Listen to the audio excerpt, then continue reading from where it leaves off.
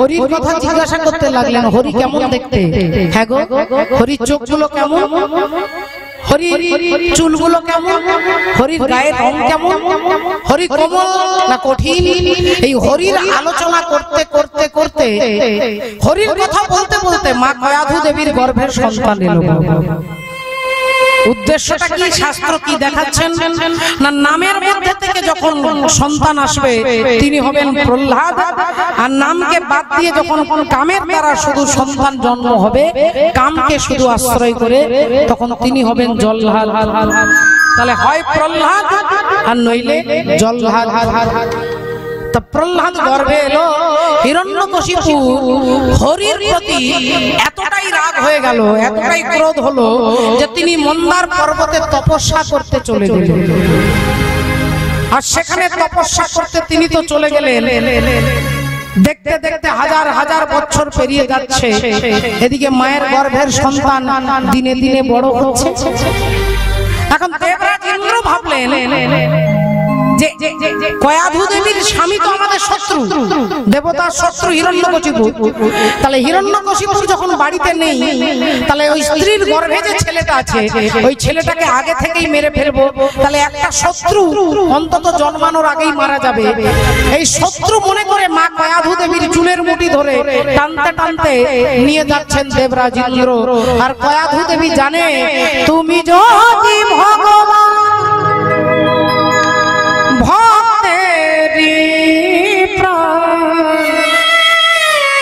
তবে কেন দুঃখ দাও,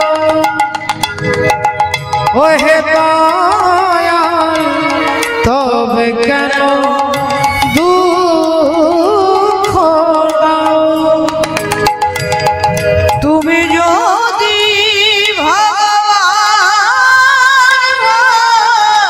ভগবানেরই প্রাণ তবে কেন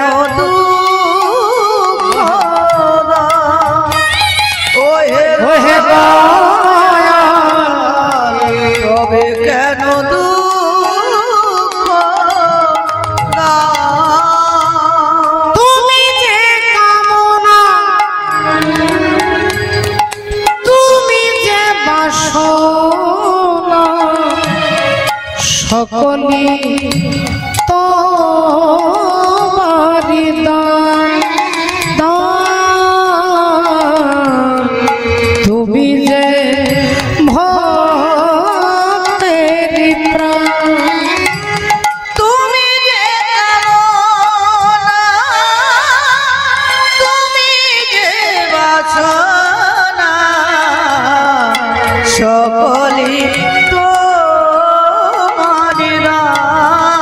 ওহে তুমি যে ভক্তেরি প্রাণ। ভগবানের নাম করতে করতে ভগবানেরই প্রাণ তবে কেন দুঃখ দাও, ওহে দয়াল তবে কেন। এবার বাবা, যারা আপনারা জেগে আজকে কষ্ট করে এত রাত্রিবেলায় কীর্তন শুনছেন, একটা কথা মনে রাখবেন মা, এক্ষুনি আপনি উঠে গিয়ে ঘরে যেতে পারেন। শারীরিক কোনো দুর্বলতার কারণে হয়তো সারাদিন ক্লান্ত হয়ে গেছেন, এটা শুধু মনে রাখবেন যে ভগবানের থেকে যদি কেউ বড় আছে, সে হচ্ছে ভগবানের নাম।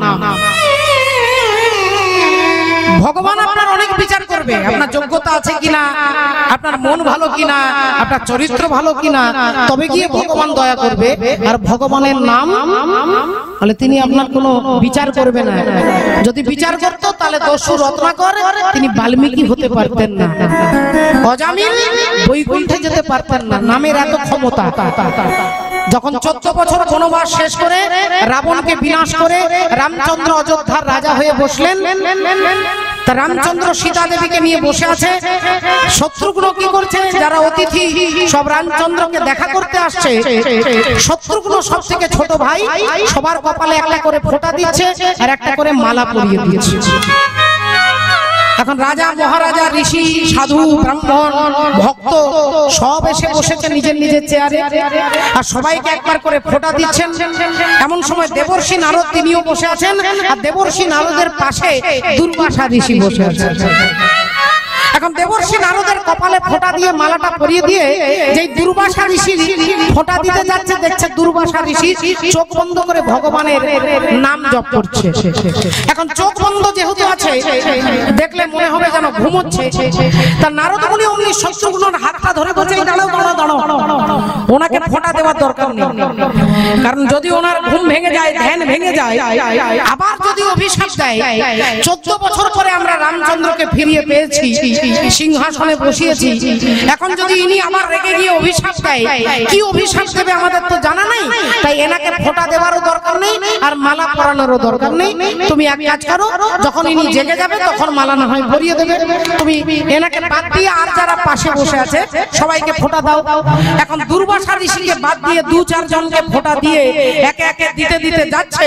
এদিকে নারদ মুনি এই কুনুই দিয়ে গুঁতো মেরে দুর্বাসা ঋষিকে উঠে দিয়েছে। যেই একটা গুঁতো দিয়েছে দুর্বাসা ঋষি জেগেছে। হ্যাঁ, কি হয়েছে? নারদ মুনি বললেন, কি ব্যাপার, এদের সবাইকে ফোঁটা দিয়েছে, আপনার কপালে ফোঁটা নেই কেন? আপনার গলায় মালা নেই কেন? দেখুন, আমার কপালে ফোঁটা আছে, আমার গলায় মালা দিয়েছে। আপনি দুর্বাসা ঋষি, আপনাকে অযোধ্যায় এনে এত বড় অপমান করলো, আর সবাইকে ফোঁটা দিচ্ছে, আপনাকে দিচ্ছে না। দুর্বাসা ঋষি বললেন, তাহলে আমি কি করব? বলে, সোজা রামচন্দ্রকে গিয়ে জানান যে অযোধ্যায় আমাকে অপমান করা হয়েছে। দুর্বাসা ঋষি যেই রামের কাছে যাচ্ছেন, নারদ মুনি বললেন, শুনুন, আপনি গিয়ে বলবেন এর প্রতিশোধ চাই। রামচন্দ্র যখন বলবে কে, তুমি আগে হনুমানের দিব্যিটা করিয়ে নেবে। দুর্বাসা ঋষি রামচন্দ্রের কাছে এসে দাঁড়িয়ে বললেন, রাম, তোমার রাজ্যে আমাকে অপমান করা হয়েছে। রামচন্দ্র বললেন, বলুন কে আপনাকে অপমান করেছে? না, আমি নামটা বলবো, তার আগে আপনাকে হনুমানের দিব্যি করতে হবে যে আপনি তাকে মারবেন। রামচন্দ্র কোনো বিচার না করেই বললেন, বেশ, আমি হনুমানের নামে দিব্যি করে বলছি, যে আপনাকে অপমান করেছে আমি তাকে শেষ করব। হরি বল, রাধে রাধে। আর এদিকে নারদ মুনি শত্রুঘ্নকে ডেকে বলছে যে আপনার দাদা আপনাকে মারবে, আপনি তাড়াতাড়ি পালান। তাহলে কোথায় যাব? না, হনুমানের মায়ের কাছে চলে যান, অঞ্জনা দেবীর কাছে। অঞ্জনা দেবীকে গিয়ে বলবেন যে আপনার ছেলে আমাকে যেন বাঁচায়, আপনাকে তার ব্যবস্থা করে দিতে হবে। এখন শত্রুঘ্ন ভয়ে কি করবে, এত বড় ভুল একটা করে ফেলেছে, গিয়ে অঞ্জনা মায়ের কাছে দাঁড়িয়েছে। মা অঞ্জনা দেবী বললেন, বাবা আপনি কে? না, আমি পরে বলবো, আপনার ছেলে হনুমান যেন আমাকে বাঁচায়, আপনি সেই ব্যবস্থা করে দিন। এখন হনুমান প্রতিদিন মাকে প্রণাম করতে আসে। আজকে যখন অঞ্জনা দেবীকে প্রণাম করতে আসে, মা অঞ্জনা বললেন, বাবা হনুমান, আমার আরেকজন সন্তান এসেছে, সন্তান তুল্য, তাকে তুই বাঁচাবি কিনা আগে বল। হনুমান বললেন, মা গো, আমি বাঁচাবো। মা বলল, আমি এমনি এমনি বিশ্বাস করি না, তুই রামের দিব্যি করে বল। হনুমান বলল, আমি রামের নামে দিব্যি করে বলছি, আমি তাকে বাঁচাবো। বলো মা, সে কে? বলে, শত্রুঘ্ন। কার হাত থেকে বাঁচাতে হবে? বলে, রামের হাত থেকে। হনুমান বললেন, আমি রামের ভক্ত, রামের কাছে দিনরাত থাকি, আর রামের যে শত্রু তাকে আমি বাঁচাবো? তুমি তো আমাকে দিব্যি করিয়ে নিলে, এবার কি করব? এদিকে রামচন্দ্র শত্রুঘ্নকে মারবার জন্য তীর ধনুক নিয়ে আসছে। এবার হনুমান চিন্তা করছে, আমি রামের যখন দিব্যি করেছি তখন থেকে বাঁচাতে হবে।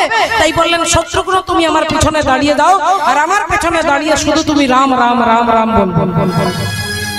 এখন হনুমানের পেছনে শত্রুঘ্ন দাঁড়িয়ে রাম রাম বলছেন, আর হনুমান চোখ বন্ধ করে তিনিও রাম রাম বলছেন। ওমা, এই যেই রামচন্দ্র এসে বললেন, হনুমান তোমার পেছনে শত্রুঘ্ন আছে, তাকে বার করো। হনুমান বললেন, প্রভু আমি তোমার দিব্যি করেছি, আমি একে বাঁচাবো। রামচন্দ্র বলছেন, আমি তোমার দিব্যি করেছি, আমি ওকে মারবো। আমি তোমার দিব্যি করেছি, আমি ওকে মারবো, ওকে আমি ছাড়বো না। আর হনুমান বলছে, আমি তোমার দিব্যি করেছি, ওকে আমি বাঁচাবো, ওকে আমি মরতে দেব না। এইবার রাম আর হনুমানের মধ্যে লড়াই শুরু হয়ে হনুমান বলে আমি মারতে দেবো না, রাম বলে আমি ওকে ছাড়বো না। একতার কি করবে, নারদ মুনি অমনি দুর্বাসা ঋষির কাছে গেছে যে হে ঋষিবর, এইবার কেলেঙ্কারি হয়ে যাবে, আপনি এক কাজ করুন, আপনি গিয়ে রামের কানে কানে বলুন যে আমি শত্রুঘ্নকে ক্ষমা করে দিয়েছি, আপনি ক্ষমা করলেই রাম ক্ষমা করে দেবে। শত্রুঘ্নকে ক্ষমা করে দিয়েছি, যেই এসে দুর্বাসা ঋষি রামের কানে কানে বলছে, রামচন্দ্র স্থির হয়ে বললেন ভাই তুই তো সকলের মর্যাদা রক্ষা করে চলিস, তোর নামই হচ্ছে শত্রুঘ্ন, শত্রুকে বিনাশ করা তোর কাজ, আর শত্রু বাইরের কোনো শত্রু নয়। গোটা রামায়ণ পড়ে দেখুন শত্রুঘ্ন কাউকে বধ করেনি, শুধু একজন অসুরকে বধ করেছিলেন, তার নাম হচ্ছে লবণাসুর, শুধুমাত্র একজনকে মেরেছেন, অথচ তার নাম হয়ে গেল শত্রুঘ্ন। কোন শত্রুকে তিনি মারেন, আমাদের বাইরের নয়, আমাদের ভেতরে যে 6টা শত্রু আছে, কাম ক্রোধ লোভ মোহ মদ মাৎসর্য। তা তুই এত মর্যাদা আশ্রয় করে চলিস, তুই কেন দুর্বাসা ঋষিকে ফোঁটা দিলি না, কি জন্য দিলি না? অমনি শত্রুঘ্ন তখন হাত বাড়িয়ে বলছে এই নারদের জন্য কি গন্ডগোল কেস হয়েছে, ওই নারদ আমাকে শিখিয়ে দিল যে ওনাকে দেওয়ার দরকার নেই, আর নারদের কথা শুনেই আমি এই ঘটনা ঘটে গেছে। ভগবান রাম বললেন নারদ তুমি এমন করলে কেন?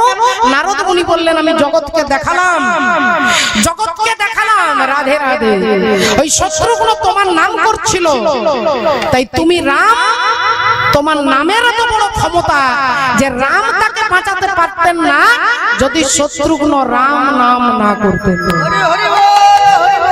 তাই ভগবানের হাত থেকে যদি কেউ বাঁচতে চান বলে ভগবানের নামটাকে আগে করতে হবে, রাধে রাধে। তাই সবাই মিলে একবার বলুন নিতাই গৌর প্রেমানন্দে। তো সুবহ সামনে আঠোয়া রাম রাম কিয়ে जा, खुश होंगे हनुमान राम राम की।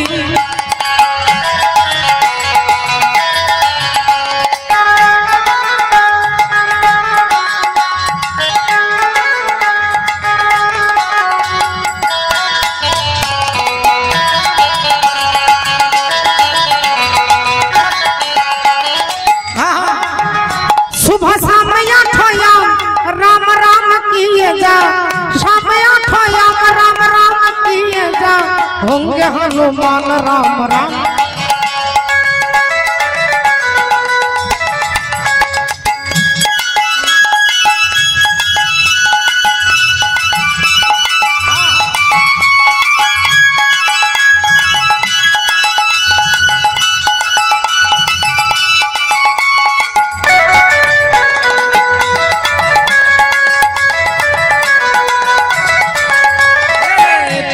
कृपा से जग को बनाई, तेरी सच में दरबार में आई।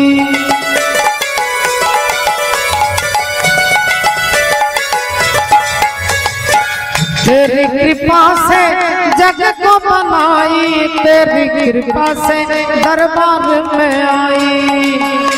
तेरे नाम की भरोसे मैं छोड़ दी काम, तेरे नाम की भरोसे मैं छोड़ दी हर काम। राम होंगे राम राम किए जा, खुश होंगे हनुमान राम। सुबह सामने आठोया, सुबह सामने आठोया राम राम किए जा, शाम में आठोया राम राम किए जा, खुश होंगे हरि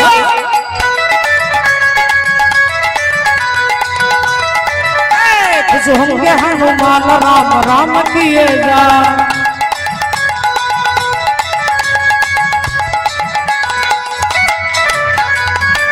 जय जय श्री राधे श्याम, बोलो भगवान कृष्ण चंद्र की, बोलो राधा रानी की, बोलिए भागवत महापुराण की।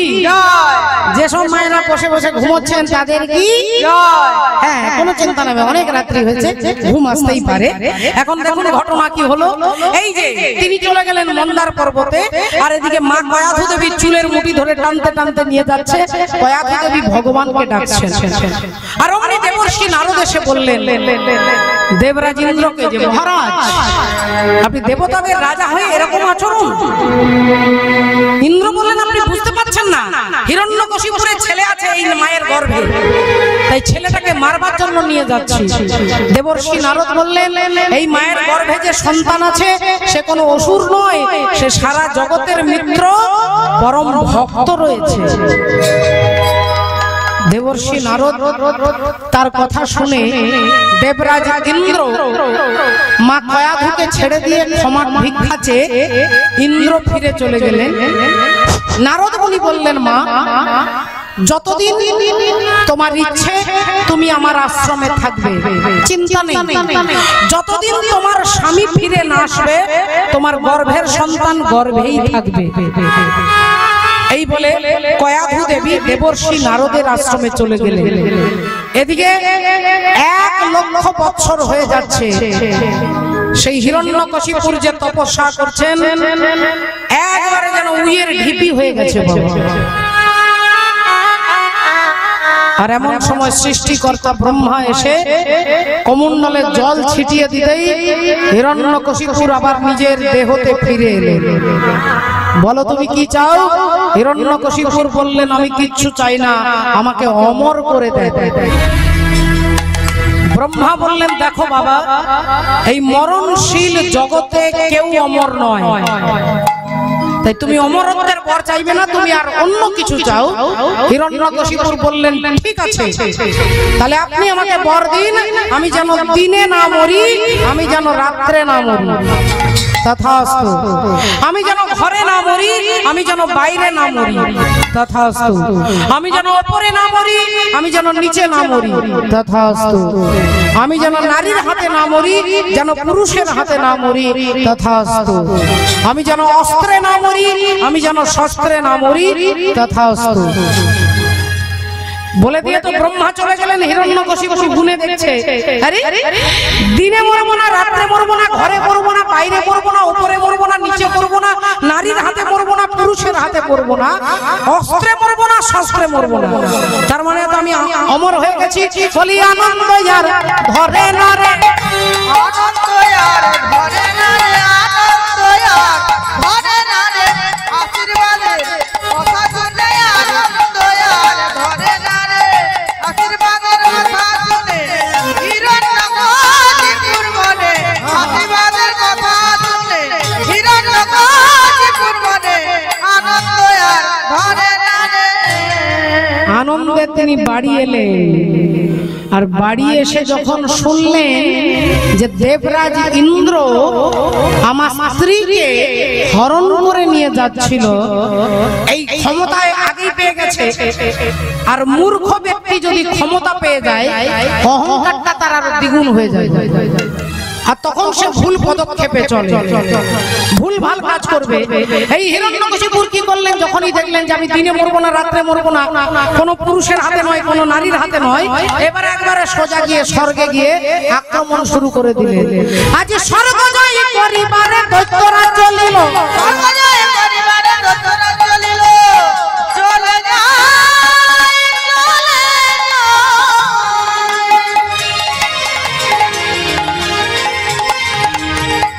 চলে যায়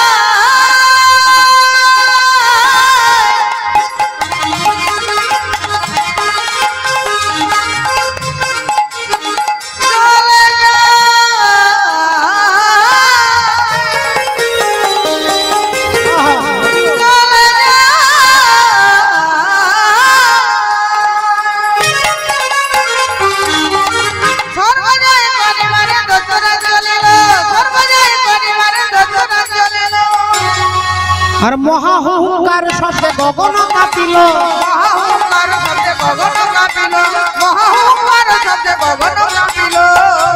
দেবতাদের উপরে অত্যাচার শুরু হয়ে গেল। যেখানে দেখতে পাচ্ছে তাদের উপরে অত্যাচার, ভয়ে দেবতারা কেউ কুকুর সেজে, কেউ বেড়াল সেজে, কেউ ইঁদুর সেজে ভয়ে লুকিয়ে থাকছে বাবা, হিরণ্যকশিপুরের ভয়ে। আর অমনি হিরণ্যকশিপুর কি করলেন, ভগবানকে সোজা লক্ষ্য করলেন যে ভগবানকে আঘাত করব। আর যেই হিরণ্যকশিপুর ভগবানকে আঘাত করবার জন্য আসছে, অমনি দেবর্ষি নারদ ভগবানকে বলছে ঠাকুর তুমি পালিয়ে যাও, ঠাকুর তুমি পালিয়ে যাও, তুমি পালিয়ে যাও দয়াময়, হিরণ্যকশিপুর আসছে তোমাকে আঘাত করবে, আমি সইতে পারবো না ঠাকুর, তুমি পালিয়ে যাও, তুমি চলে যাও, তুমি পালিয়ে যাও। ভগবান বললেন নারদ তুমি কাঁদবে না, ঠিক আছে ঠিক আছে, শত্রু যখন আসছে আমি লুকিয়ে যাচ্ছি। ভগবান অন্তর ধ্যান হয়ে গেলেন। হিরণ্যকশিপুর 6 দিন ধরে ভগবানকে খুঁজলেন, বাগানে খুঁজলেন, পালঙ্কের তলায় খুঁজলেন, দরজার কোণে খুঁজলেন, আলমারি খুঁজলেন, কত জায়গা খুঁজে খুঁজে যখন কিছুই পেলেন না তখন ব্যর্থ হয়ে ফিরে গেলেন। আর 6 দিন ধরে খোঁজার পরে পেলেন না, চলে গেলেন। নারদ মুনি এবার ভগবানের দরজার বাইরে দাঁড়িয়ে বললেন প্রভু হিরণ্যকশিপুর চলে গেছে, তুমি চলে এসো। আর যেই বলেছে অমনি ভগবান এসে আবার মিষ্টি হেসে দাঁড়ালেন। নারদ মুনি বললেন প্রভু তুমি লুকিয়েছিলে, পালিয়ে গিয়েছিলে, খুব ভালো করেছো। আচ্ছা ঠাকুর তুমি কোথায় লুকিয়েছিলে? হিরণ্যকশিপুর তো তোমাকে তন্ন তন্ন করে খুঁজলো, তুমি কোথায় লুকিয়েছিলে গো? ভগবান বললেন আমি হিরণ্যকশিপুরের হৃদয়ে লুকিয়েছিলাম, এখানে লুকিয়েছিলাম। তুমি তার এখানে লুকোলে অথচ সে তোমাকে দেখতে পেল না। বলে যারা অহংকারী ব্যক্তি তারা মাথাটা নিচু করে না, আর মাথা নিচু না করলে আমি যে এখানে আছি দেখবে কি করে? দেখবে কি করে? মাথাটা নিচু করলে তবে তো এরকম দেখা যাবে। অহংকারী হিরণ্যকশিপুর কখনো কারোর কাছে মাথা নোয়ায় না, সাধুর কাছে নয়, ভক্তের কাছে নয়, গুরুজনদের কাছে নয়, গুরুর কাছে নয়। মাথাটা নিচু না করলে আমাকে দেখবে কি করে? আর মাথা নত না করলে আমি যে হৃদয়ে আছি, আমার হিয়ার মাঝে লুকিয়েছিলে, দেখতে আমি পাইলে তোমায়, দেখতে আমি পাই। বাহির পানে চোখ মেলেছি, বাহির পানে আমার হৃদয় পানে চাইলে আমার হিয়ার মাঝে লুকিয়েছিলে। আমার সকল ভালোবাসা, সকল আঘাত, সকল আশায় তুমি ছিলে। আমি তোমার কাছে যাইলে আমার হিয়ার মাঝে লুকিয়েছিলে, দেখতে আমি পাইলে তোমায়, দেখতে আমি পাই। অন্তরে ভগবান যদি জেগে থাকে, আপনারা এখানে জেগে আছেন, তার মূল কারণটাই হচ্ছে পরমাত্মা আপনাদেরকে প্রেরণা জুগিয়েছে। দেখুন তো ওই যে বাচ্চা ছেলেটা, ও বাচ্চা ছেলেটার মুখের দিকে তাকালে একটা আনন্দ হয়, আমার হয়, আর কারো হোক বা না হোক আমি বলতে পারবো না। বাবা এই গোটা আসরটাকে অলঙ্কৃত করে, এই জন্যই করে তার মোর মতো বাচ্চা ছেলে। তাকিয়ে দেখুন এখানে কেউ জেগে নেই। তাহলে বাচ্চা ছেলেটার অন্তরে পরমাত্মা জাগ্রত রয়েছে বলে এত রাত্রিতেও সে জেগে হরি কথা শুনছেন। আর এটা আমি বানিয়ে শুধু তাকে খুশি করবার জন্য, তার বাবা মায়ের কাছে শুধুমাত্র আগ্রহ দেখানোর জন্য বলছি না, এটাই বাস্তব সত্য। এটাই সত্য, যার অন্তরে পরমাত্মা জাগ্রত থাকে তিনি ভগবানের জন্য জাগতে পারেন। বাবা আমি আগেই বলেছি, আবার বলছি, ঘুমানো দরকার, জাগার জন্য ঘুমানো দরকার। জাগতে গেলে ঘুমোতে হবে, কিন্তু সেই অজ্ঞানতা, ভগবানকে ভুলে যাওয়া, এই ঘুম একমাত্র ঘুমোচ্ছে কে না? কুম্ভকর্ণ ঘুমোয়, তাই তার অকালে মৃত্যু হলো। আমার সকল ভালোবাসা, সকল আঘাত, সকল তুমি ছিলে। আমি তোমার কাছে যাইলে আমার হিয়ার মাঝে লুকিয়েছিলে।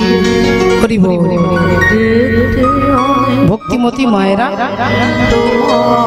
সংসারের জন্য সারাটা জীবন কষ্ট করি, ভগবানের জন্য আজকে যারা কষ্ট করছেন এর মূল্য কোনো কীর্তনিয়া দিতে পারবে না, কিন্তু মূল্য যার কীর্তন সেই পরমাত্মা শ্রী গোবিন্দ আপনাদের মূল্য দেবেই দেবে মাগো। এই মূল্য আপনারা অবশ্যই পাবেন। কোনো কাজের কর্ম কখনো বিফলে যায় না।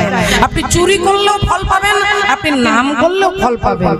ফলটা কখন পাবেন এটা আমাদের কোনো কীর্তনিয়া বলে দিতে পারবে না, কারণ গান্ধারী বলে 100 জন্ম পরে তাকে তার কর্মের ফল ভোগ করতে হয়েছিল। 100 জন্ম পরে তাকে কর্মের ফল ভোগ করতে হয়েছিল। হরি বল, হরে কৃষ্ণ। তাই এই ফল কখন পাবেন আমি বলতে পারবো না, কিন্তু পাবেন। তাই মাগো, দেবতাদেরকে অত্যাচার করে উৎপীড়ন করে হিরণ্যকশিপুর ফিরে এলেন। কিছুদিন পরে সন্তান হলো, যার নাম হলো প্রহ্লাদ। প্রহ্লাদ হলো, আহা রাধে রাধে। আর সেই প্রহ্লাদ ছোটবেলা থেকে ভগবানের ভজন সাধন করে, ভগবানের গুণকীর্তন করে। মা তাকে শিখিয়ে দিয়েছে, রাখে হরি তো মারে কে, আর মারে যদি হরি তো রাখে কে। ছোটবেলা থেকে ভগবানের প্রসাদ খায়। ছোটবেলা দেখতে দেখতে 5 বছর বয়স হয়ে গেল। হিরণ্যকশিপুর ছেলেকে কোলে নিয়েছে, আর ছেলেকে কোলে নিয়ে আদর করে বলছে, বাবা তুই কি ভালো খেয়েছিস বলতো, কি খেয়েছিস? ছেলে উনি বলে উঠলো, আমি হরির প্রসাদ খেয়েছি। আর যেই বলেছে হরির প্রসাদ, উনি 5 বছরের ছেলেটাকে কোল থেকে মাটিতে আছাড় দিয়ে ফেললেন, দূর হয়ে। যে হরি তোর কাকাকে হত্যা করেছে সেই শত্রুর প্রসাদ তুই খেয়েছিস? হরি আমাদের বংশের শত্রু, হরি আমাদের অসুর জাতির শত্রু, তাই ওই হরি নাম করবি না। অমনি মন্ত্রী এসে বললেন, মহারাজ আপনার ছেলে 5 বছর হয়ে গেল লেখাপড়া শেখাচ্ছেন না, তা সে কি করে বুঝবে যে কিটা করতে হয় আর কিটা করতে নেই? আপনি তাকে লেখাপড়ার ব্যবস্থা করুন। ঠিক আছে, এক্ষুনি নিয়ে গিয়ে স্কুলে ভর্তি করে দাও, ষণ্ড আর অমরকের আশ্রমে।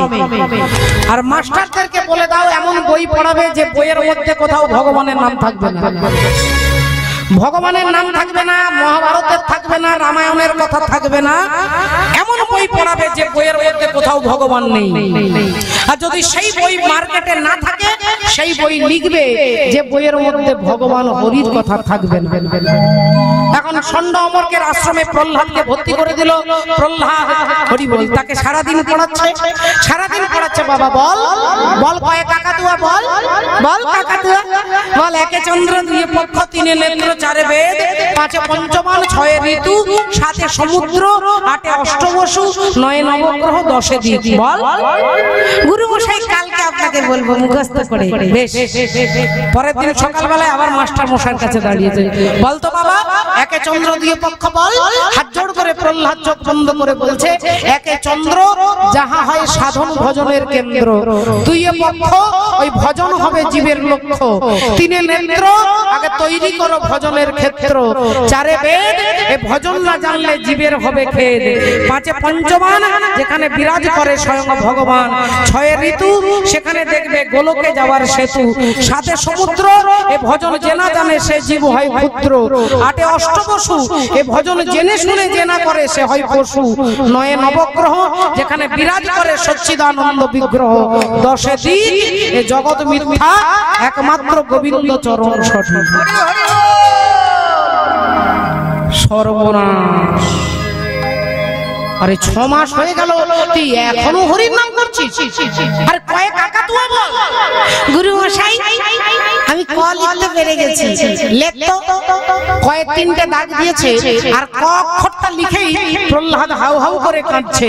মাস্টার মশাই বলল, কাঁদছিস কেন? কয়ের মধ্যে কি এমন আছে যে তোর কান্না পেয়ে যাচ্ছে? বললেন, গুরু মশাই ক লিখতে গেলে যে 3টে দাগ দিতে হয়, 1 2 3, এই 3টে দাগে কে কে আছে জানেন? প্রথম টানেতে আছে ব্রহ্মা বিদ্যমান, দ্বিতীয় টানেতে বিষ্ণুর অধিষ্ঠান, তৃতীয় টানেতে মহাদেবের বসতি, আর কুণ্ডলিনীর মধ্যে দেখো আছে রাধা সতী। তাই ক অক্ষর দেখলে কাকাতুয়া নয় গুরু মশাই, কয়ে কি হয়?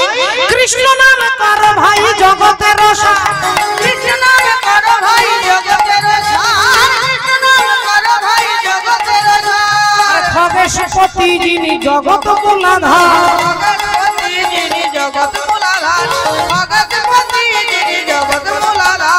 গান করে বেদ পুরাণ সর্বশাস্ত্র শুনি, গান করে বেদ পুরাণ সর্বশাস্ত্র শুনি, গান করে বেদ পুরাণ সর্বশাস্ত্র শুনি। আর নবঘন শ্যাম যিনি জগৎ চিন্তামণি, নবঘন শ্যামে যিনি জগৎ চিন্তামণি, নবঘন শ্যামে যিনি জগৎ চিন্তামণি। আবার তুই হরিনাম করছিস, তোর বাবা তোকেও মারবে আর আমাকেও মারবে। এদিকে হিরণ্যকশিপুর 6 মাস পেরিয়ে যেতেই ছেলেকে পরীক্ষা নিতে আসছে। আশ্রমের দরজার বাইরে দাঁড়িয়ে চিৎকার করে বলে উঠলেন, প্রহ্লাদ। এসেই বাবাকে প্রণাম করেছেন। বাবা ভাবলো ছেলে আমার মানুষ হয়ে গেছে, আমাকে প্রণাম করছে। ছেলেকে কোলে নিয়েছে, গালে চুমু খেয়েছে, আদর করে মাথায় হাত বুলিয়ে বলছে, বলতো বাবা, এই জগৎ ব্রহ্মাণ্ডে সব থেকে বড় শক্তিমান পুরুষকে? বাবা অপেক্ষা করছে, ভাবছে আমারই নামটা বলবে। প্রহ্লাদ অমনি বাবার কাঁধে চেপে, কোলে চেপে, কানের কাছে মুখটা নিয়ে গিয়ে বলছে, বাবা সত্যি বলবো না মিথ্যা বলবো? হিরণ্যকশিপু বললেন, সত্যি বলবি? বললেন, বাবা আসলে তুমি তো সত্যি বললে সত্যি সহ্য করতে পারো না। জগৎ ব্রহ্মাণ্ডের সর্বশ্রেষ্ঠ পুরুষ হচ্ছেন আমার পরমাত্মা ভগবান হরি। হিরণ্যকশিপুর ছেলেকে ছুঁড়ে ফেলে দিয়ে বলছে, আবার হরি? এখনো হরি? আমি বারবার তোকে বলেছি হরির নাম বন্ধ করতে, আর তুই হরি নাম এখনো বন্ধ করছিস? মাস্টার মশাই দুজন ছুটে এসেছেন। মহারাজ এই তো 6 মাস হলো, আর একটু সময় দেবেন তো মহারাজ? আমরা তো ধীরে ধীরে কাজটা করছি নাকি, একটু সময় তো দেবেন। হিরণ্যকশিপু বললেন, আর 6 মাস সময় দেব, এর মধ্যে আমার ছেলের চরিত্র যেন পরিবর্তন হয়ে যায়, নইলে কিন্তু তোমাদেরকে ছাড়বো না। বলে বেরিয়ে চলে গেলেন। মাস্টার মশাই আবার আদা জল খেয়ে লেগে পড়লেন। শোন বাবা, হরিনাম বন্ধ করে দে বাবা, হরিনাম করিস না, তুইও মরবি আমাদেরকেও মারবি। গুরু মশাই আমায় বলো না ভুলিতে কৃষ্ণ না বলো হরি না, বলো না ভুলিতে কৃষ্ণ হরি না, বলো না ভুলিতে, বলো না। না না বলো না,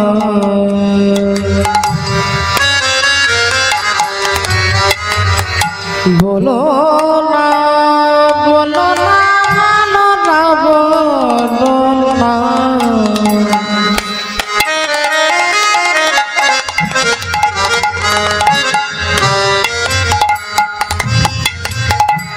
কত সুধা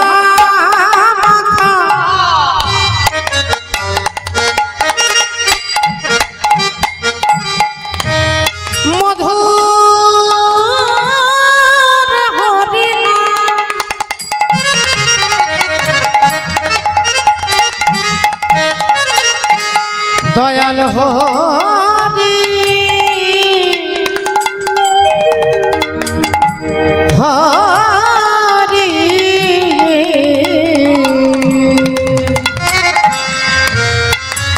হরি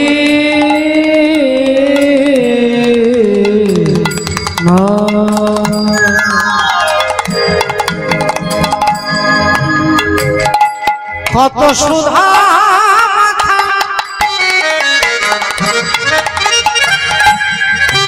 মধুর হরি নাম, আরে জগতে নাই তার তুলনা, তাই বদন ভরে গায় কৃষ্ণ নাম হরি নাম, বদন ভরে গায় কৃষ্ণ নাম হরি নাম, বলো না ভুলিতে, বলো না, বলো না, বলো না ভুলিতে, না না, বলো না ভুলিতে, না না, বলো না ভুলিতে, বলো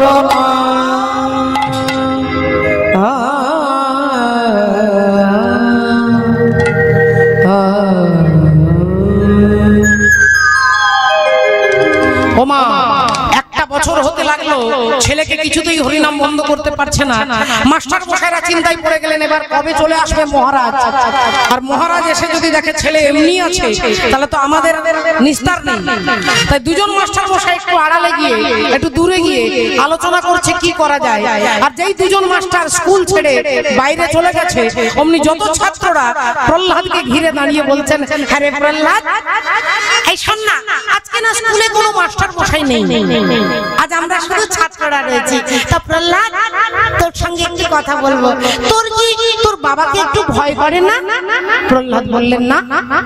কেন রে? তোর বাবাকে আমার বাবা ভয় পায়, আমার দাদু ভয় পায়, তুই ভয় পাস না কেন? প্রহ্লাদ বললেন আমি একমাত্র ভগবানকে ছাড়া আর কাউকে ভয় পাই না। তুই কি সুন্দর কথা বলিস, তোর কথা শুনলে না প্রাণটা জুড়িয়ে যায়। হ্যাঁ রে প্রহ্লাদ, আমাদের না খুব ইচ্ছে করে তোর সঙ্গে একটু হরি নাম করব, কিন্তু মাস্টার মশাই থাকে বলে আমরা পারি না। আজকে যখন স্কুলে মাস্টার মশাই নেই আমরাও তোর সঙ্গে একটু হরি নাম করব, আমাদেরকে করতে দিবি? প্রহ্লাদ বললেন বেশ, তো তোরা হরি নাম করবি, সবাই মিলে হরি নাম কর না। প্রহ্লাদের সঙ্গে সকলে হাতে তালি দিয়ে হরি নাম করছে।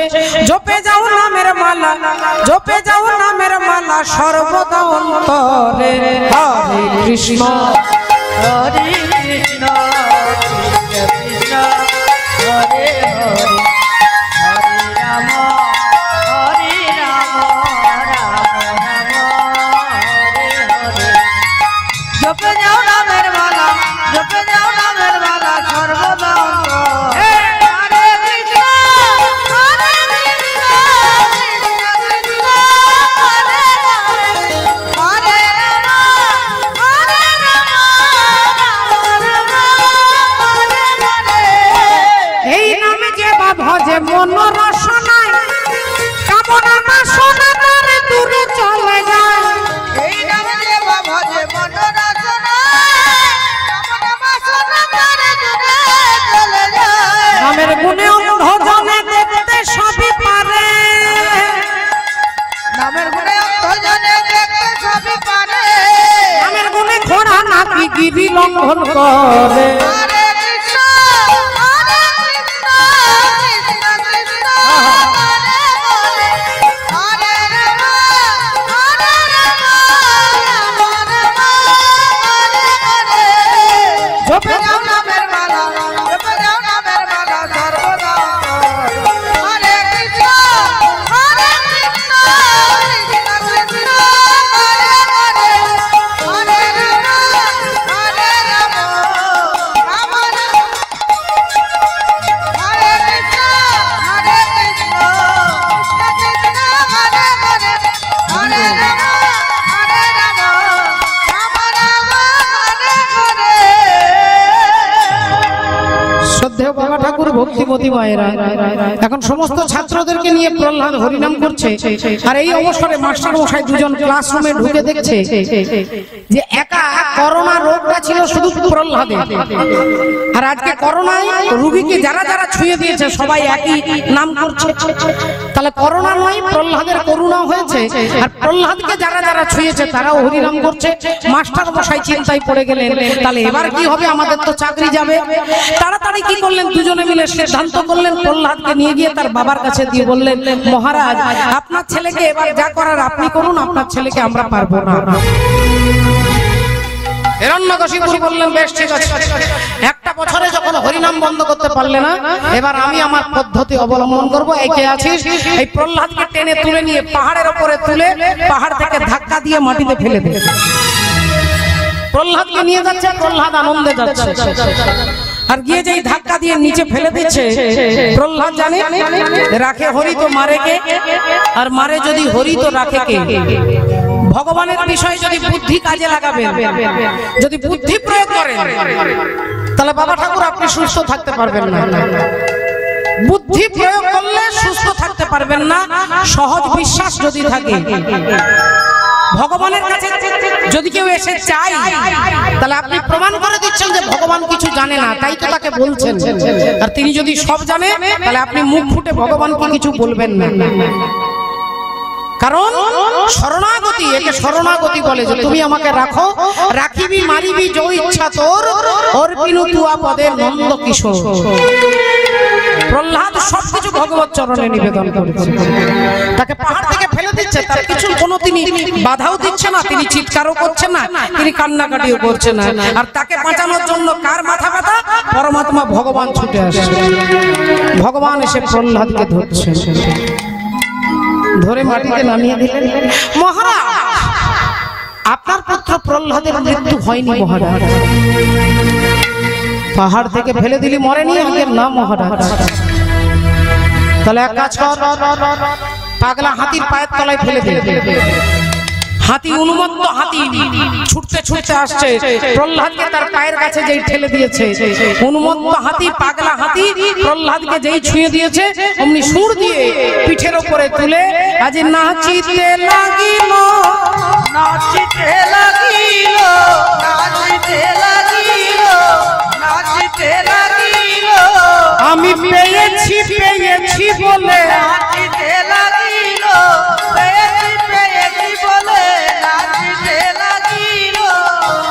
মহারাজ, হাতির পায়ের তলাতেও তো আপনার ছেলে মরল না। বললেন এবার এক কাজ কর, যেখানে বড় বড় বিষধর সাপেরা রয়েছে খাঁচার ভেতরে, ওই খাঁচার ভেতরে প্রহ্লাদকে ঢুকিয়ে দে, ছবলে মারা যাবে। খাঁচার ভেতরে ঢুকিয়ে দিলেন, আর প্রহ্লাদ খাঁচার ভেতরে ভগবানের নাম জপ করছে। আর বিষধর সাপেরা প্রহ্লাদের পায়ের কাছে মাথাটা নিচু করে পড়ে আছে। 3 দিন পরে দেখছে প্রহ্লাদ সুস্থ শরীরে বসে আছে। মহারাজ, সাপের খাঁচাতেও তো মরল না। বললেন এবার মরবে, এবার মরবে, ওকে না খাইয়ে রাখ, কারাগারে বন্দি করে রাখ, এক ফোঁটা জল দিবি না, ভাত দিবি না, রুটি দিবি না, চিড়ে দিবি না, জল দিবি না, না খেয়ে কতদিন বাঁচে আমি দেখবো। প্রহ্লাদকে কারাগারে বন্দি করে দিলেন। আর কারাগার সারাক্ষণ পাহারা দেবার জন্য একজন নিষ্ঠুর ব্যক্তিকে রাখা হলো, যার প্রাণে কোনো দয়া নেই, মায়া নেই। তার নাম হচ্ছে দৌবারিক। আর সেই দৌবারিক তিনি পাহারা দিচ্ছে অন্ধকার কারাগারে। 1 দিন নয়, 2 দিন নয়, 5 দিন হয়ে গেল। প্রহ্লাদের মা কয়াধু দেবী দেখলেন আমার ছেলে আজ 5 দিন কিচ্ছু খায়নি, 5 দিন কিচ্ছু খায়নি। আমি মা হয়ে খাবো কেমন করে?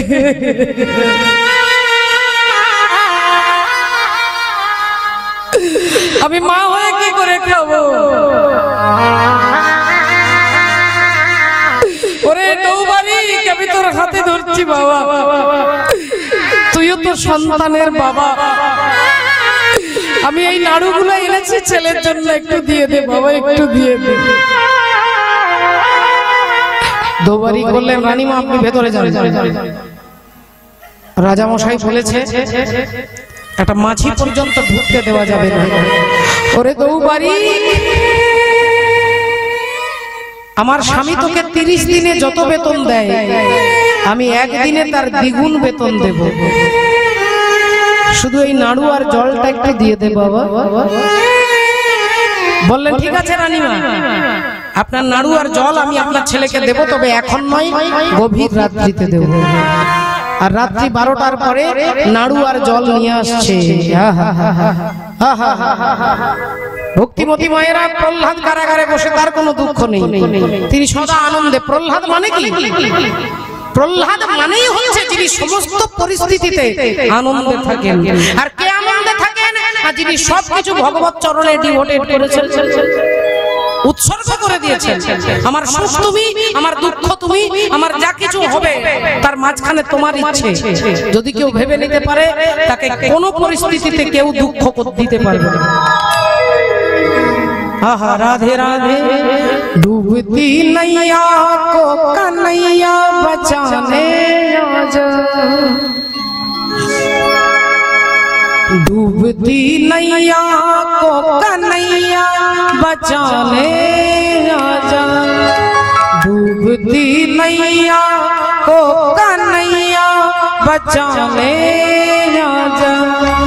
बाबा मैं हार गया हूँ मुझको जिताने आजा। बाबा मैं हार गया हूँ मुझको जिताने आजा। डूबती नैया को कन्हैया बचाने आजा।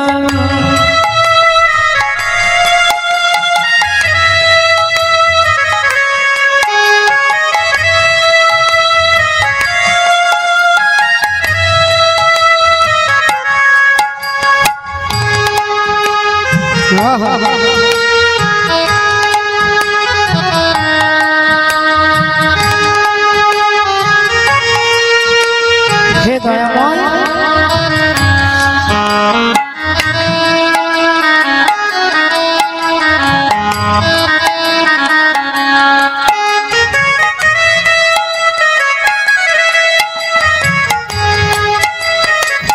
राधे तेरी बिन बाबा मेरा और ना सहारा है।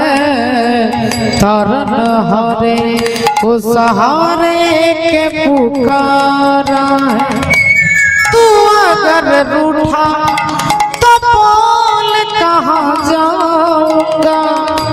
तेरे बिन बाबा एक पल भी जी न पाऊंगा। धीर टूटा मेरा ओ धीर टूटा मेरा तू धीर बंधाने आजा। डूबती नैया को कन्हैया बचाने आजा। डूबती नैया को कन्हैया बचाने आजा। राधे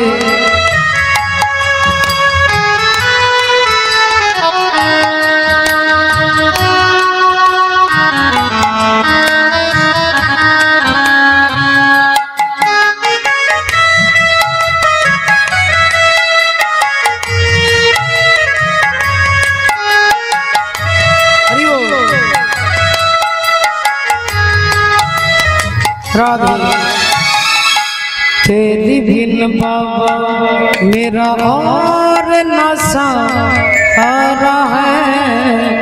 तरन हारे को सहारे के पुकारा है। तू अगर रूठा तो बोल कहाँ जाऊंगा। तेरे बिन बाबा एक पल भी जी न पाऊंगा। धीर टूटा मेरा ओ धीर टूटा मेरा तू धीर बंधाने आजा। धनने को कन्हैया बचाने आजा। डूबती नैया को कन्हैया बचाने आजा। डूबती नैया को कन्हैया बचाने आजा। लुकिয়ে লুকিয়ে রাত্রি বেলায় গভীর রাত্রিতে দৌবারি নাড়ু আর জলটা নিয়ে আসছে প্রহ্লাদকে দেবে। আর 30 দিনের বেতন তার দ্বিগুণ বেতন একদিনে পাওয়া যাবে। এই লোভে পড়ে দৌবারি ঢাকাটা নিয়ে আসছে। হিরণ্যকশিপুর দেখলো 5 দিন ছেলেকে খেতে দিনি। 5 দিনে উনি মরেনি। একবার ঘরে যাচ্ছে একবার বারান্দায় আসছে। ঘরে আর বারান্দায়। এমন সময় দেখলো কে যেন লুকিয়ে চলে যাচ্ছে। এদিকে এদিকে চমকে গেছে দৌবারি আমায় দেখে ফেলেছে। এবার আমি কি বলবো। এদিকে তোর হাতে ওটা কি? মহারাজ মহারাজ আমাকে ক্ষমা করে দিন মহারাজ। আমি লোভে পড়ে গিয়েছিলাম। রানীমা আমাকে টাকার লোভ দেখিয়েছে তাই এই নাড়ু আর এই জল আপনার ছেলেকে দিতে যাচ্ছি। হিরণ্যকশিপুর বললেন আচ্ছা তাহলে আমার পেছনে আমারই বেঈমানি। মহারাজ আপনি বিশ্বাস করুন আমি এই আজকেই ভুলটা করে ফেলেছি মহারাজ। আমাকে আপনি চাকরি থেকে তাড়িয়ে দেবেন না। আমার বউ ছেলে না খেতে পেয়ে মারা যাবে মহারাজ। আপনি আমাকে যা বলবেন আমি তাই করবো। দে থালাটা দে, নাড়ুর থালাটা দে।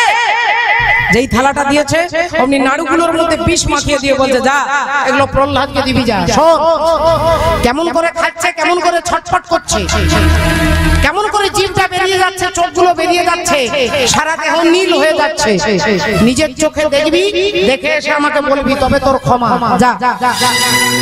দৌবারি থালাটা এনে প্রহ্লাদকে দিয়েছেন, আর প্রহ্লাদ সেই বিষ মাখানো নাড়ু, তিনি তো জানে না বাবা, এক একটা বিষ মাখানো নাড়ু হাতে নিয়ে আর ভগবানকে বলছে, এসো ঠাকুর, এসো দয়াময়, আজ 5 দিন হয়ে গেল তোমাকে আমি খেতে দিতে পারিনি, আমিও কিছু খাইনি, তোমাকেও কিছু দিতে পারিনি, এসো ঠাকুর, এসো। আমার মা নাড়ু পাঠিয়েছে, খুব সুন্দর, আমার মা খুব সুন্দর নাড়ু করে, এই নাও ধরো। দৌবারি ছিদ্র দিয়ে দেখছে আর ভাবছে, আচ্ছা কাকে ডাকছে? যেখানে একটা মশা একটা মাছি ঢুকতে পারে না, কারাগারের ভেতরে কাকে ডাকছে? একটু ভালো করে দেখি, দেখে গোটা কারাগার অন্ধকার, কারাগার আলোয় আলোকিত হয়ে গেছে, আর ওই আলোর মধ্যে দেখছেন শঙ্খ চক্র গদা পদ্মধারী হরি এসে দাঁড়িয়েছে, ভগবান এসে দাঁড়িয়েছে, শঙ্খ চক্র গদা পদ্মধারী। রাধে রাধে। ও বাবা, আর যেই দেখেছেন অমনি বলে উঠলেন, আচ্ছা তুমি দরজা বন্ধ করলেও ঢুকতে পারো, তোমার জন্য কোনো দরজা আটকানো যায় না, তুমি দরজা বন্ধ থাকলেও ঢুকতে পারো, আচ্ছা ঠিক আছে। প্রহ্লাদ তখন বলছে, নাড়ুটা ধরো ঠাকুর, ধরো। দৌবারি ছিদ্র দিয়ে দেখছে, আপনার মনটা বলছে, আরে ধরবে কি করে, ওর মধ্যে তো বিষ আছে। তুমি জানো না, কিন্তু সে জানে, সে জানে, তাই বিষ মাখানো নাড়ুটা নিচ্ছে না, এটা দৌবারি ভাবছে, আর ভগবান ওই বিষ মাখানো নাড়ু একটা একটা করে সেবা করছে, একটা একটা করে সেবা করছেন। রাধে রাধে। আর সমস্ত নাড়ুগুলো যখন শেষ হয়ে গেল, দৌবারি বললেন, আচ্ছা তুমি না হয় বিষ হজম করতে পারো, তোমার ভক্ত খাবে কি? তুমি তো বিষ খেতে পারো, তোমার ভক্ত খাবে কি? অমনি ভগবান বললেন, প্রহ্লাদ তোমার মা নাড়ু তৈরি করেছে, আমি খেয়েছি, এবার আমি তোমার জন্য নাড়ু এনেছি, অমৃত মাখানো নাড়ু একটা একটা করে প্রহ্লাদের মুখে দিচ্ছি। অমৃত মাখানো নাড়ু বদনে দিচ্ছেন, আর অমনি নিষ্ঠুর দৌবারিক, নির্মম দৌবারিকের চোখ দিয়ে দরদর করে জল পড়ছে, আর দৌবারিকের অন্তরটা বলছে, আচ্ছা তাহলে তুমি ভক্তের জন্য বিষ খেতে পারো, তুমি ভক্তের জন্য বিষ খাও, আর ভক্তকে অমৃত দান করো।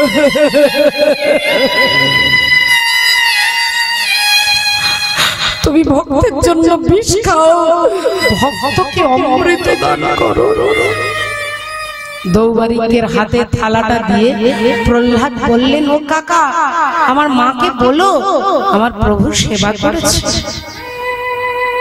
দৌবারিক কাঁদতে কাঁদতে থালাটা বুকে করে নিয়ে আসছে। হে পরমে কে বাজানে মহিমা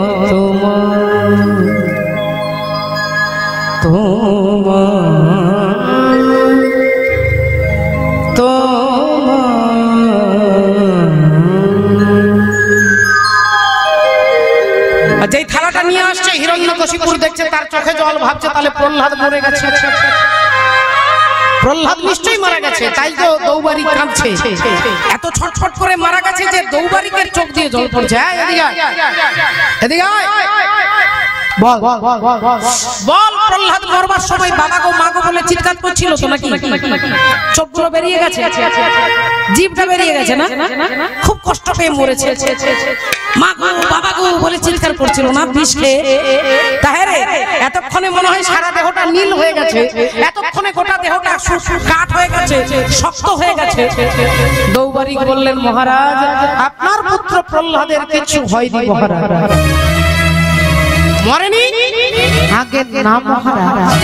ওরে অপদার্থ, তোদের দিয়ে একটাও কাজ হবে না, একটা কাজও করতে পারি না, যা ভেতরে যা। মহারাজ আর ভেতরে যাব না, আমার চোখের সামনে দাঁড়িয়ে আমার মুখের উপরে বলছিস তুই ভেতরে যাবি না?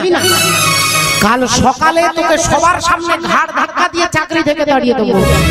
মহারাজ, এতদিন আমি আপনার সততার সঙ্গে কর্ম পালন করেছি, তাই কাল সকালে নয় মহারাজ, আজকে এক্ষুনি এই মুহূর্তে আমি আপনার চাকরি থেকে পদত্যাগ নিলাম। আমি চাকরি থেকে পদত্যাগ নিলাম। রাধে রাধে। বলেন চাকরি ছেড়ে দিলে তোর বউ বাচ্চা খাবে কি? মহারাজ, এতদিন ভাবতাম আমি রোজগার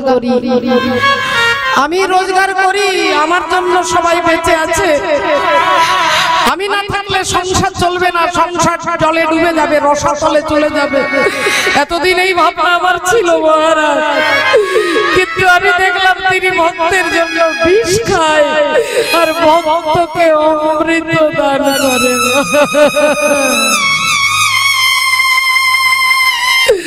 ভক্তের জন্য তিনি বিষ খেতে পারে।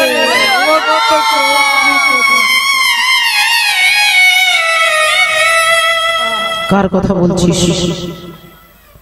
কার কথা বলছিস?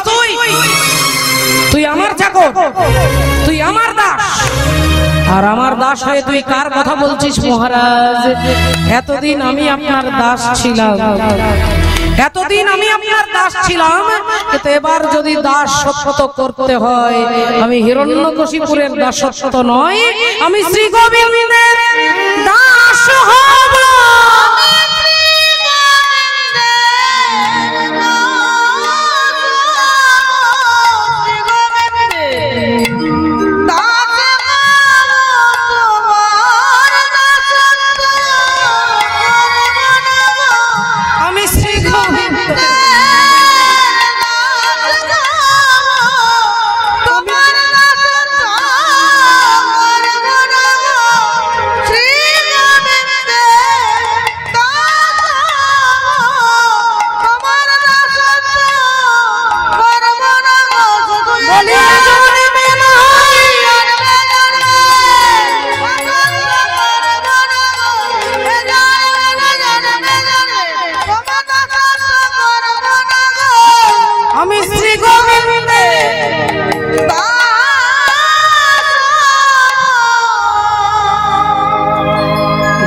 যদি হতে হয় আমি গোবিন্দের দাস হব, আমি অহংকারী অভিমানী হিরণ্যকশিপুরের দাস হতে চাই।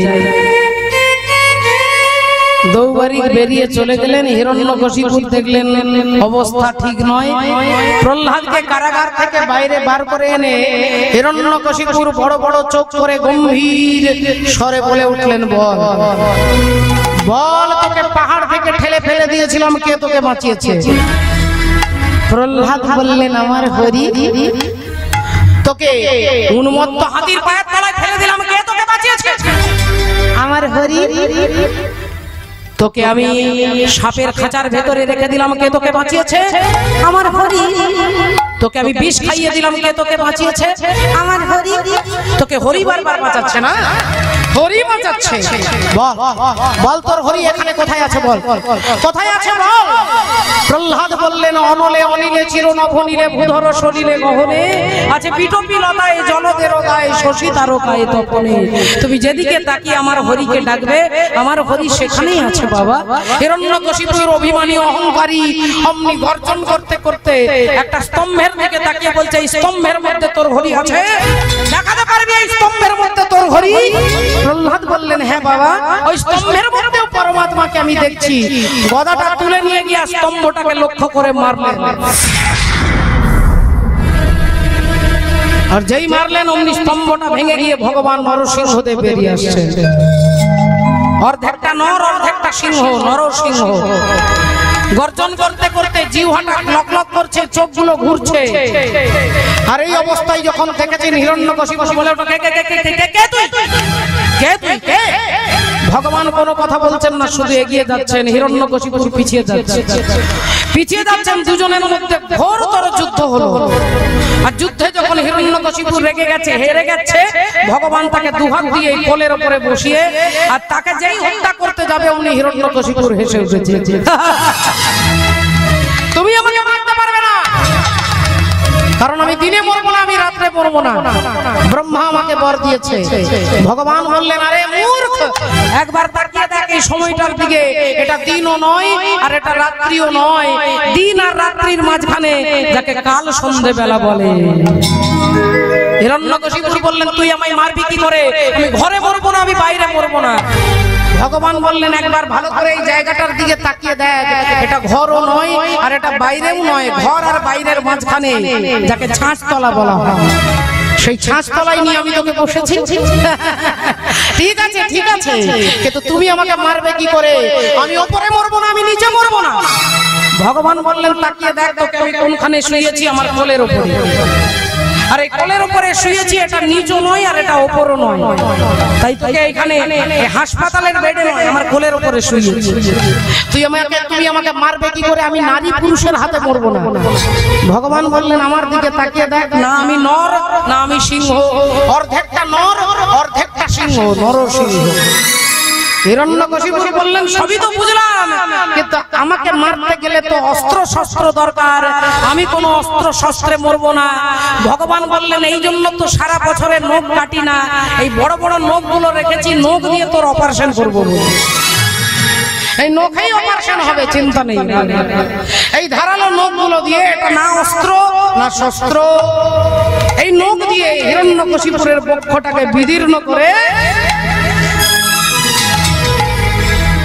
আর যেই বক্ষ বিদীর্ণ করেছে, নাড়ি ভুড়িগুলো গলার মধ্যে পড়েছে, গলার মধ্যে পড়েছেন। রাধে রাধে। প্রচন্ড চিৎকার করছেন ভগবান। ৩৩ কোটি দেবতা এসে ভয় পেয়ে গেছে ভগবানের গর্জন দেখে। ইন্দ্র এগোতে পারছে না, বরুণ যেতে পারছে না, ব্রহ্মা কাছে যেতে পারছে না। কেউ যখন ভগবানকে শান্ত করবার নেই, লক্ষ্মী দেবীকে আনা হলো, স্ত্রীকে, আপনি শান্ত করুন।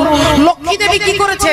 ভাবছে স্বামীর আরতি করব, কিন্তু স্বামীকে দেখে আরতির থালা ফেলে দিয়ে পালাচ্ছেন।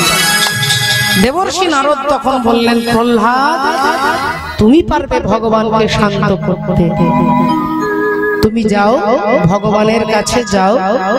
ঠিক আছে, আমি যাব। তুমি যাবে, তোমার ভয় করবে না? বললেন না। কেন? যে ভগবানকে দেখে লক্ষ্মী পর্যন্ত ভয় পাচ্ছে, তুমি ভয় পাবে না কেন? বললেন, ভগবানের ওই ভয়ঙ্কর মূর্তি আমারই জন্য, আমারই জন্য। সিংহ যখন চিৎকার করে, বড় বড় হাতি পর্যন্ত ছুটে পালায়, কিন্তু সিংহের বাচ্চারা ভয় পায় না, জানে আমার মা, জানে আমার মা। তমেব মাতা চ পিতা তমেব, তমেব বন্ধুশ্চ সখা তমেব। তাই প্রহ্লাদ গিয়ে ভগবানের হাঁটুতে হাত দিয়ে দাঁড়িয়েছে, আর যেই হাঁটুতে হাত দিয়ে দাঁড়িয়েছেন, অমনি ভগবান শান্তাকারম, শান্ত হয়ে গেলেন। শান্ত হয়ে গেলেন, প্রহ্লাদের দিকে তাকালেন। প্রহ্লাদকে দেখে এত ভালো লাগলো। বলো প্রহ্লাদ, তুমি কি চাও? প্রহ্লাদ বললেন, আমার বাবার সমস্ত পাপ তুমি আমাকে দাও, আর আমি যদি তোমাকে ভালোবেসে থাকি, তাহলে আমার বাবাকে তোমার চরণে ঠাঁই দাও। ভগবান বললেন, যে বাবা তোমাকে পাহাড় থেকে ফেলে দিল, এত কষ্ট দিল, বললেন, আমার বাবা যদি আমাকে জন্ম না দিত, আমি তো তোমাকে পেতাম না। তাই ভক্ত আর ভগবানের কাছাকাছি দাঁড়ালেন। হাত তুলে একবার সবাই মিলে বলবো, রাধে। সবাই মিলে, অমর প্রাণা চাঁদর, অমর সোনা চাঁদর, আরে জাতক কহুছিল, ততে কন্দেই মারিবে তোকে লো, যশোদা রানী হইব, কন্দেই মারিবে তোকে লো, যশোদা রানী।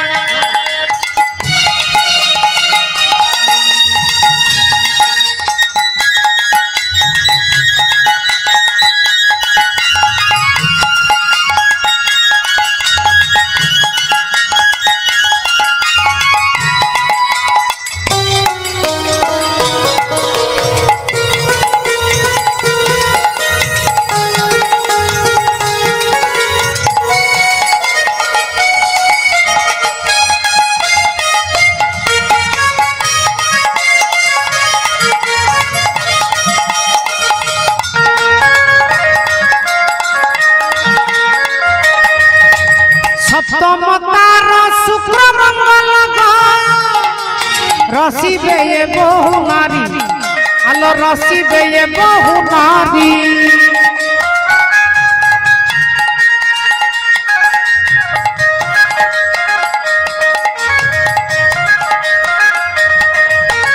সপ্তম তার শনির বিযোগ করিবে নানা চুরি করিবে নানা চুরি আছে একাদশী ঘরে রাহুল সে তো মানিবিনি কিছু আহুল আছে একাদশী ঘরে রাহুল সে তো মানিবিনি কিছু আহুল রাধা প্রেমরে করিবে তো নীলমণি ততে কন্দেই মারিবে তো তেল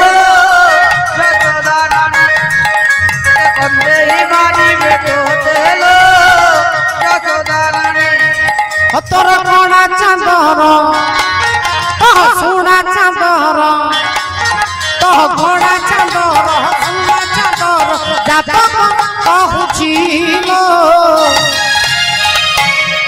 ততে কন্দেই মারিবে তো নিতাই গৌরাঙ্গ হরি হরি ও শ্রী গুরু নিতাই গৌরাঙ্গ হরি বল হরি বল হরি বল হরি বল হরি বল হরি বল হরি বল হরি বল হরি বল হরি বল হরি হরি। আচ্ছা পরবর্তী সম্প্রদায় রাজেশ্বরী দিয়ে চলে এসেছেন আপনাদের রাসলীলা শোনাবেন দাদা ভাই অনেক করে বলছেন একটা ভজন গান আমি মাপ চেয়ে নেবো একটু 1 মিনিটের মতো আপনারা একটু সময় দেন জয় নিতাই জয় রাধে হ্যাঁ হরি বল হরে গন্ধ আচ্ছা আচ্ছা জয় নিতাই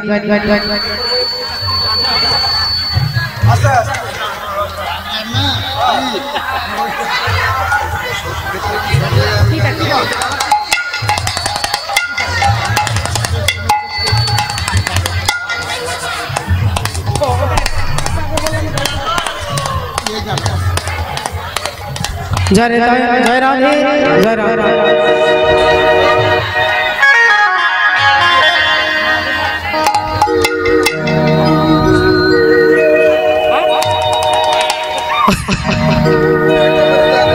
जय राधे सबाई मिले बोलो बोलो राधा रानी की बोलो राधा रानी की बोलो राधा रानी की अरे श्याम के बिना तुम आधी और तुम्हारे बिना समाधे बोलो राधे राधे राधे राधे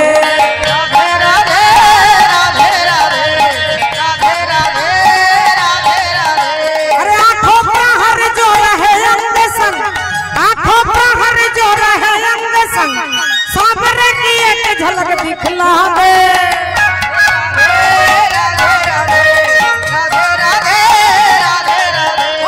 राधे राधे राधे राधे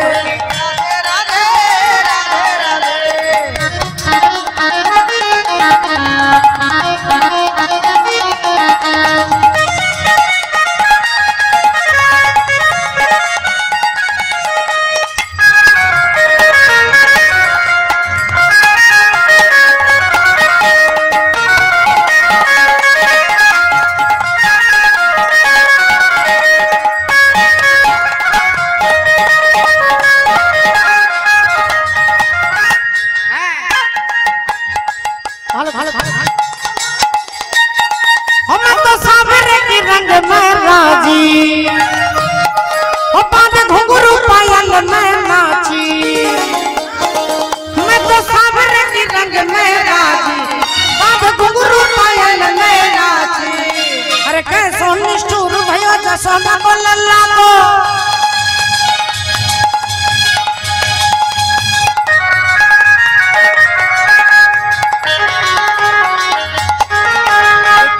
निष्ठुर भयो जसोदा को लल्ला को मेरे हृदय की न बाकी